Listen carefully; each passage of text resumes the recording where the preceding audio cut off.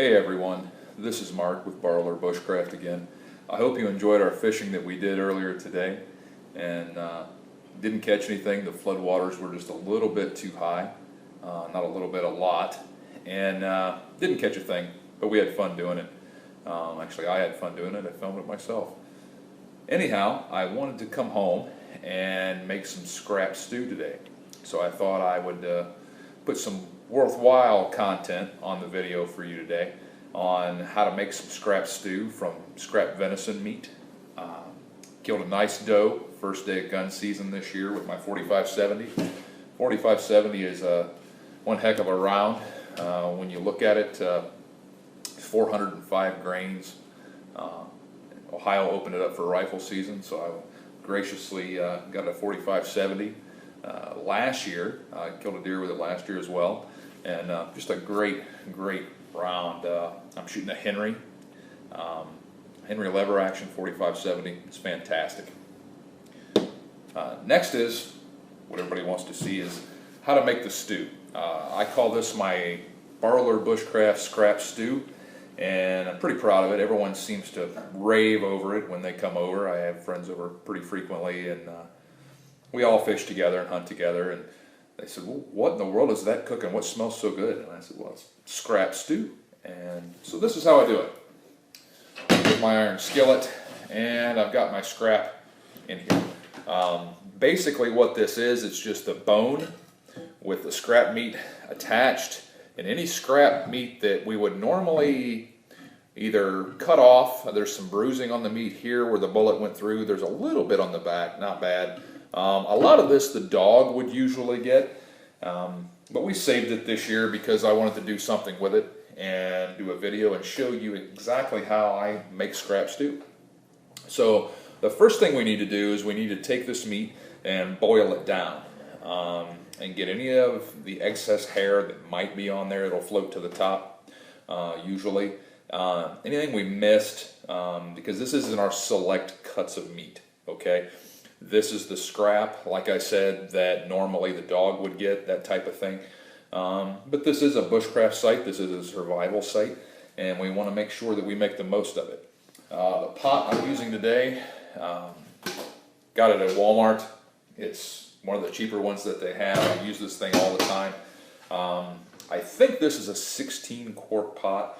I think I paid $12 for it. I like stainless. It came with a nice stainless steel lid that is a multi-purpose function lid. The lid is stainless as well, and it fits nicely right over top of my iron skillet. So the lid's great. I use it pretty frequently when I'm cooking. The iron skillet, if you know anything about me, I'm an iron skillet fanatic. I love everything cooked in an iron skillet. So basically all we do is we take the scrap meat. This came right out of my freezer today. We just take it, we look it over, anything we don't want on it, we try to cut it off. It's just starting to thaw, and that's okay. We're going to put it right in the pot. No problem at all. And what I like to do is I like to take a little sea salt. Okay. I have a nice sponge here to get the excess deer off my hands when that happens. Take a little sea salt, and I pour in some sea salt. Just a tad here and there. Handy dandy rag. And we're going to fill this with just enough water to cover up the scrap.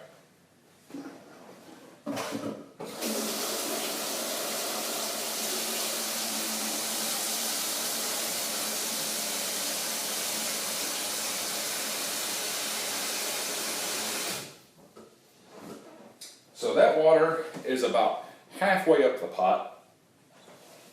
Put it on the stove. Add our lid that I love so much.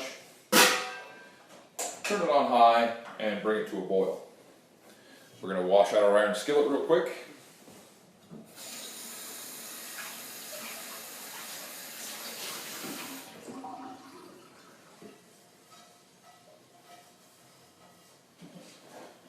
Nice and clean. And now, what we want to do from here is, I was just watching the Weather Channel on all the devastation in Texas and the people that were killed. I want to put a shout out to my friends that are in Dallas and Fort Worth and Plano and all across Texas and that area of the country that are having a hard time. We wish you the best. But while that's boiling, what we want to do is we want to bring that to a boil, and I like to bring it to a boil for about 30 minutes or so, so that everything tends to fall off the bone that's going to. After we boil it, I like to cook it down for a little while and then let it cool. Once it's cool, we can scrape the excess fat off the top, and I do that periodically as well. I have a big kitchen spoon. These spoons are cheap. I bought it at one of the big box stores, 99 cents, and it came in a 4-pack. We just take that in the big pot and we scrape off the fat, we put it in a jar, and we get rid of it. Can you save the deer tallow? Absolutely. Save the deer tallow, and we can do some other things with it. It can be a lubricant for our knives and our guns and that type of thing.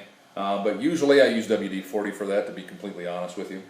So, at any rate, I like to add potatoes. So I have my iron skillet ready. I bought this table, 2 years ago, back when we had Base Camp Charlie. And I bought it specifically as a butchering table. Now it's in my kitchen. It's amazing, these plastic tables that you buy that fold up. They're really super nice. I put it in my kitchen. It's my cutting board.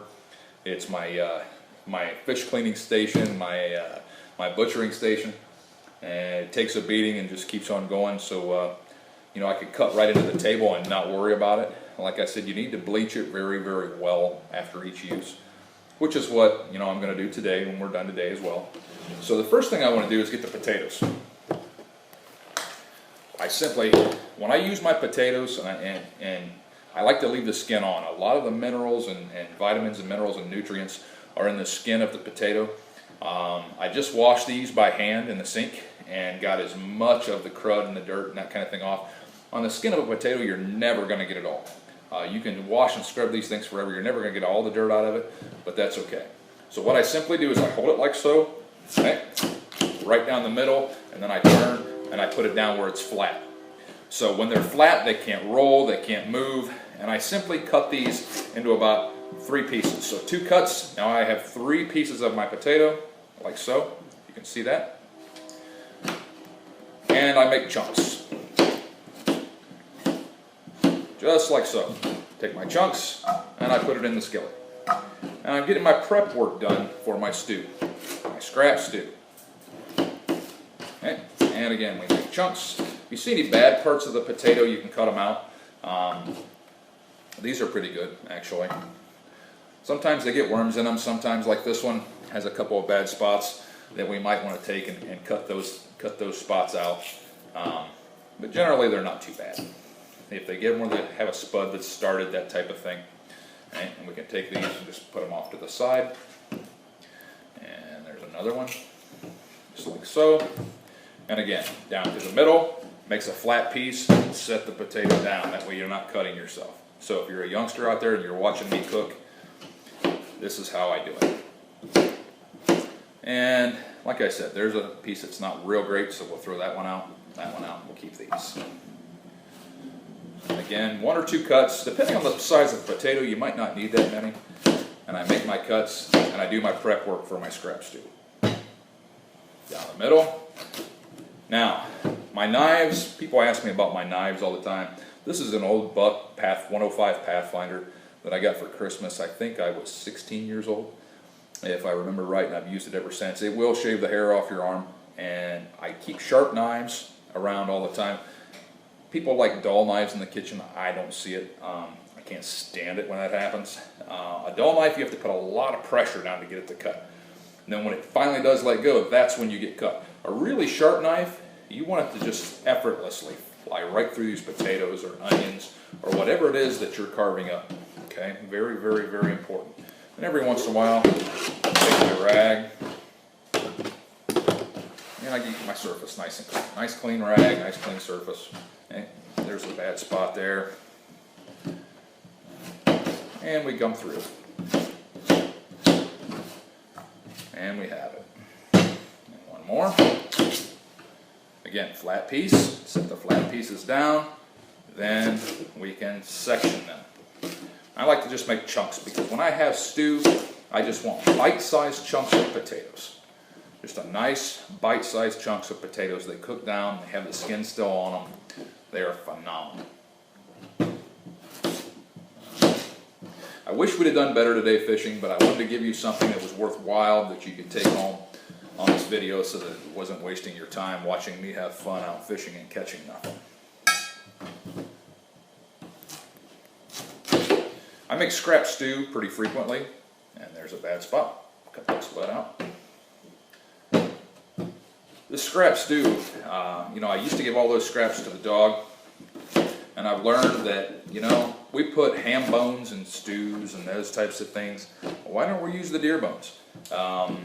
So I started using the deer bones, and it works out very, very, very well.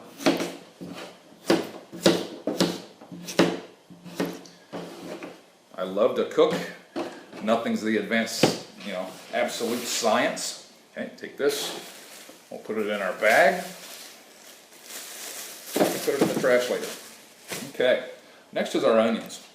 The way I cut up onions, it's very, very easy. It's kind of how they cut up the bloomin' onions, if you eat the bloomin' onions anywhere. I simply cut off one end, and then I cut off the other. And then I take this, and I just take a small cut, and I peel the onion back so that I have all of the skin off of the onion. Now, can you put the whole onion in there? Yeah, you can. See, nice and neat. I take that, and we put it in our scrap bag. You can bury this in your garden, which the garden this spring, you're going to see us working a lot out of our garden on the Barber Bushcraft property. So this is how I do my onions. I make a small cut here. You'll see it's very, very small. Okay? And then I make another small one. And I do this until I reach almost the center of the onion. Okay? And you'll see where it's at. Almost to the center. Then I turn it around. I do the same thing, parallel cuts this way. And I just take my time. Now you'll see the onion is cut that way. I turn it so that I'm cutting across those lines now. Across here, almost to the end. You notice I'm not cutting all the way through the onion. I'm leaving a very small part of it at the bottom. All the way to there, I get to the center, and I rotate the onion. Then I get on the side. Again, a good sharp knife. Okay, good sharp kitchen knife, good sharp hunting knife. And then I turn the onion like so, and voila, we have chunks. Okay, perfect size for stews, whatever it is that we want to do. Okay, some of you are saying, Mark, this is basic, and yeah, it is. But you need to know how to cook. You need to know how to hunt. You need to know how to fish. You need to know everything there is to know, not everything, because you'll never know everything there is to know, but a lot about sustainability. And that's what we're doing today. A lot of people mistake survival for sustainability, and they're two separate things. Survival means you have to survive long enough to get back to your sustainable environment, meaning your home, usually your workplace, that type of thing. Okay, very, very important. Okay. And again, I love these tables because I just abuse them, and it's okay because it's mine. All right.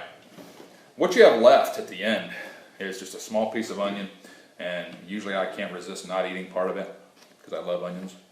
Right? And I just simply, very easily cut them up. And this one's a little hot. My eyes are watering just a little bit. That's why I like to try to eat one in the beginning. It's an old wives' tale. I don't know if it works or not, but I always do it. And I claim this is why. If you're eating the onion, it doesn't make your eyes water. Again, I come off to the side, and I put it in our pot. I'm going to do the same thing with this one, but I'm going to do this full speed, how I would normally do it. Not in any hurry. Just simply preparing it for the pot.